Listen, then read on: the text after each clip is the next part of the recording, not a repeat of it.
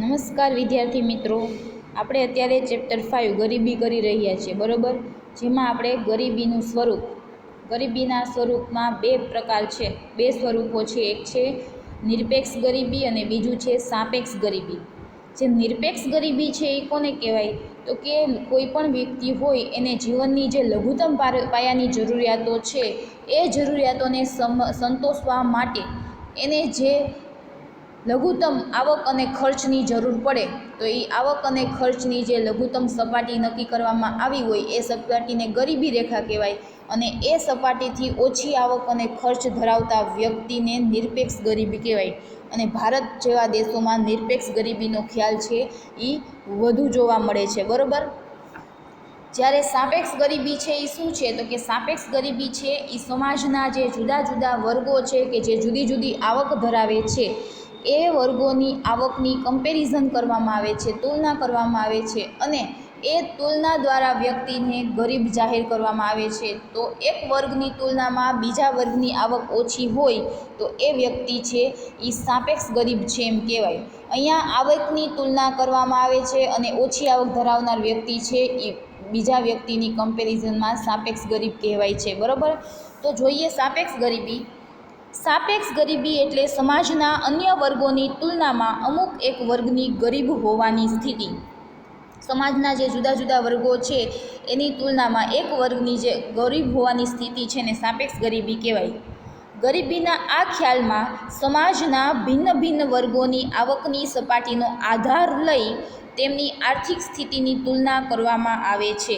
આ ખ્યાલમાં શું કરવામાં આવે છે? તો કે સમાજના જે જુદા જુદા ભિન્ન એટલે કે જુદા જુદા વર્ગો છે એની આવક છે એનો આધાર તરીકે લઈ અને પછી એ વચ્ચેની એની જે આર્થિક સ્થિતિ છે એની શું કરવામાં આવે છે? તુલના કરવામાં આવે છે. અને પછી સાપેક્ષ ગરીબી છે એ રજૂ કરવામાં આવે છે. જો કોઈ જૂથ અન્ય વધુ આવક ધરાવનાર જૂથ કરતાં ઓછી આવક મેળવતું હોય તો તે વ્યક્તિ કેવો કહેવાય? સાપેક્ષ ગરીબ છે એમ કહેવાય. આ હકીકતને સ્પષ્ટ કરવા માટે આપણે જુદી જુદી 4 વ્યક્તિઓની વાર્ષિક આવકની તુલના કરીએ. અહીંયા આપણને 4 વ્યક્તિઓની વાર્ષિક આવક આપેલી છે અને આ એક ધારણા છે, બરાબર? આપણા માટે ઉદાહરણ છે આ સાપેક્ષ ગરીબીનો ખ્યાલ સમજવા માટે. તો જુદી જુદી વ્યક્તિઓની વાર્ષિક આવક આપેલી છે, જે સાપેક્ષતાનો ખ્યાલ અન્ય સાથેની તુલના સાથે સંકળાયેલો છે. જો અહીંયા વ્યક્તિ ABCD અને વાર્ષિક આવક 40,000, 45,000, 50,000 અને 60,000 આપેલી છે. હવે આના ઉપરથી શું કીધું આપણને નીચે? તો કે આપેલ કોષ્ટકમાં ચારેય વ્યક્તિઓની વાર્ષિક આવક સમાન નથી. બધાની આવક છે એ કેવી છે? જુદી જુદી. જો C વ્યક્તિની આવકને ધ્યાનમાં લઈએ, એટલે એ કેટલી છે? 50,000 છે. તો તેની તુલનામાં A અને B બંને વ્યક્તિઓની આવક છે એ કેવી છે? ઓછી છે. તો તેથી C વ્યક્તિની તુલનામાં A અને B બે વ્યક્તિઓ છે એ કેવા કહેવાય? ગરીબ કહેવાય. પરંતુ વ્યક્તિ D ગરીબ ન ગણાય. તે જ રીતે D વ્યક્તિની આવક જો આપણે ધ્યાનમાં લઈએ તો એની તુલનામાં A, B અને C ત્રણેય વ્યક્તિઓ છે એ કેવા કહેવાય? ગરીબ કહેવાય. આમ સાપેક્ષ ગરીબી બે વ્યક્તિઓ કે બે જૂથોની આવકની તુલના દ્વારા નક્કી થાય છે. વ્યક્તિઓની આવકની તુલના દ્વારા ગરીબી છે એ નક્કી કરવામાં આવે છે. કોઈ દેશમાં આવકની વહેંચણી અસમાન હોય ત્યારે સમાજના એક જૂથના લોકોને જે આવક પ્રાપ્ત થાય છે તેની સરખામણીમાં બીજા જૂથના લોકોને ઓછી આવક મળે અને ત્રીજા જૂથના લોકોને એથી ઓછી આવક મળે. આવકના આ તફાવતને આધારે સાપેક્ષ ગરીબીનું પ્રમાણ નક્કી કરવામાં આવે છે. મોટાભાગના દેશો છે એમાં આવકની વહેંચણી તો અસમાન જ થતી હોય છે, બરાબર? આવકની વહેંચણી સમાન થાય એવું બની શકે નહીં. તો જે દેશો છે કે જ્યાં આવકની વહેંચણી અસમાન થાય છે તો ત્યાં જે જુદા જુદા લોકો છે એની આવકની સરખામણી કરવામાં આવે છે અને આવકની સરખામણીમાં એક વર્ગની કમ્પેરિઝનમાં બીજી ઓછી આવક ધરાવતો વર્ગ છે એને સાપેક્ષ ગરીબ કહેવાય.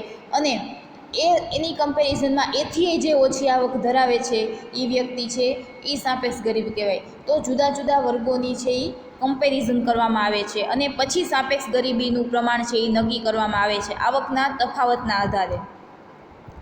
સાપેક્ષ ગરીબીના ધોરણથી જુદા જુદા દેશોમાં આવકની અસમાનતાની સ્થિતિ જાણી શકાય છે અને ગરીબીનો તુલનાત્મક અભ્યાસ થઈ શકે છે. હવે તમને એક્ઝામમાં 1 માર્કમાં પૂછે કે સાપેક્ષ ગરીબીના ધોરણથી શું જાણી શકાય છે, તો કે સાપેક્ષ ગરીબીના ખ્યાલથી અથવા તો એના ધોરણથી જુદા જુદા દેશો છે એમાં આવકની વહેંચણી અસમાન થાય છે, એની સ્થિતિ જાણી શકાય છે અને ગરીબીનો તુલનાત્મક અભ્યાસ કરી શકાય છે. કેમ કે આમાં આવકની તુલના કરવાની હોય છે, એટલે કેવો અભ્યાસ કરવામાં આવે છે? તુલનાત્મક અભ્યાસ કરવામાં આવે છે. સાપેક્ષ ગરીબીના ધોરણની ત્રુટિ એ છે કે ત્રુટિ એટલે કે ખામી. સાપેક્ષ ગરીબીની ખામી શું છે? તમને એક્ઝામમાં એમ પણ પૂછવામાં આવે કે સાપેક્ષ ગરીબીના ખ્યાલની ખામી શું છે અથવા તો એની ત્રુટિ શું છે, તો કે એ છે કે વિકસિત દેશોમાં પણ આવકની અસમાન વહેંચણી થયેલી હોય તો સમાજના એક જૂથ કરતાં બીજા જૂથના લોકોની આવક ઓછી હોવાથી બીજા જૂથના લોકોને ગરીબ ગણવાની ફરજ પડે છે. હવે અહીંયા આવકની કમ્પેરિઝન કરવામાં આવે છે એટલે એક વર્ગની કમ્પેરિઝનમાં બીજો વર્ગ છે એ ગરીબ છે એવું નક્કી કરવાની આમાં ફરજ પડે છે. ફરજિયાત એવું નક્કી કરવું પડે છે કે એક વર્ગની કમ્પેરિઝનમાં બીજો વર્ગ છે એ ગરીબ છે.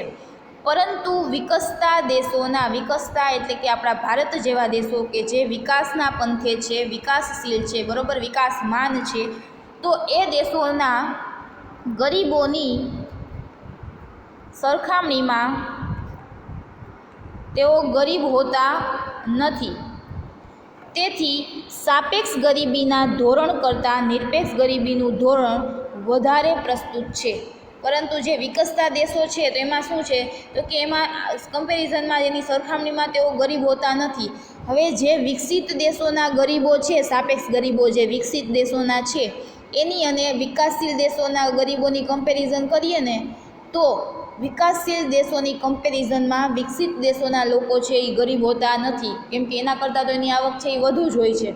તેથી સાપેક્ષ ગરીબીના ધોરણ કરતાં નિરપેક્ષ ગરીબીનું ધોરણ વધારે પ્રસ્તુત છે. તો એટલા માટે ગરીબી નક્કી કરવા માટે સાપેક્ષ ગરીબીનું જે ધોરણ છે, સાપેક્ષ ગરીબીનો ખ્યાલ છે એ અનુકૂળ આવતો નથી. એના માટે થઈને નિરપેક્ષ ગરીબીનો ખ્યાલ છે એ વધારે અનુકૂળ છે. ભારત જેવા દેશમાં અતિ ધનવાન લોકોની સરખામણીમાં દેશની મોટાભાગની વસ્તી સાપેક્ષ ગરીબ જ ગણાય. હવે આપણો દેશ છે તો એમાં જે ધનવાન લોકોનું આપણે ધ્યાનમાં લઈએ તો એની કમ્પેરિઝનમાં મોટાભાગની દેશની વસ્તી છે એ ગરીબ ગણાય.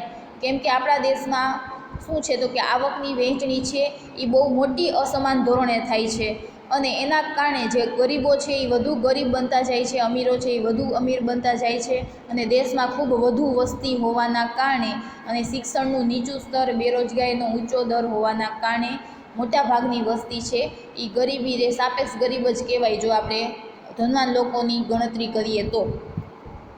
હવે એક્ઝામમાં 1 માર્કનો મોસ્ટ આઈએમપી ક્વેશ્ચન જે નીચેનો છે એ છે કે સાપેક્ષ ગરીબી માપવા માટેની પદ્ધતિઓ કઈ કઈ છે. આપણી પદ્ધતિઓને ડીપમાં ભણવાની નથી, માત્ર એના નામ જ યાદ રાખવાના છે. અહીંયા આપણને આપેલું છે કે સાપેક્ષ ગરીબીના માપન માટે સામાન્ય રીતે આવક જૂથોની રચના, આ પહેલી પદ્ધતિ, આવક જૂથોની રચના, લોરેન્જ વક્ર અને ગીની ગુણોત્તર જેવી પદ્ધતિઓનો ઉપયોગ થાય છે. સાપેક્ષ ગરીબી માપવા માટે આ 3 પદ્ધતિઓનો ઉપયોગ થાય છે. કઈ કઈ? એક છે આવક જૂથોની રચના, બીજું છે લોરેન્જ વક્ર અને ત્રીજું છે ગીની ગુણોત્તર. તો અહીંયા જે સાપેક્ષ ગરીબીનો ખ્યાલ છે એ ખ્યાલ પૂરો થયો.